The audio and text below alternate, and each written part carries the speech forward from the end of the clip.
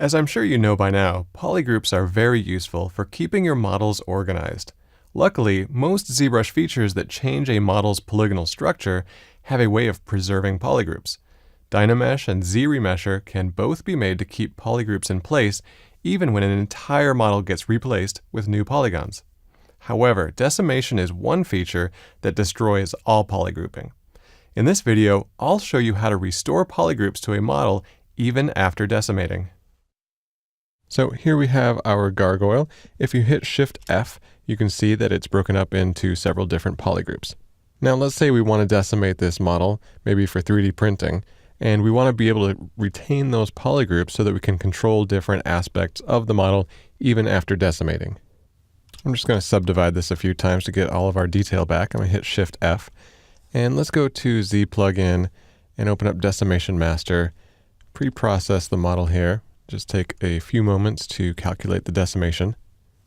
Okay, now that it's pre-processed, let's go to Z plugin and bring that decimation percentage down to about 4 and decimate. Okay, now let's hit Shift F.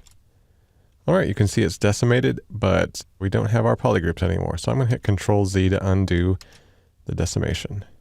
So even though polygroups don't survive decimation, an object UV layout can survive decimation. Then after decimation, we can create new polygroups based on the UV layout. So let's go through the steps. First, let's give the model a new UV layout based on polygroups. I'm going to go down to the lowest subdivision, just hitting Shift D a few times. We'll just zoom out a little bit here and go to Z plugin. Let's open up the UV master. Let's make sure we set it to polygroups so that it breaks the model into different UV shells based on polygroups, and unwrap. Okay, it finished.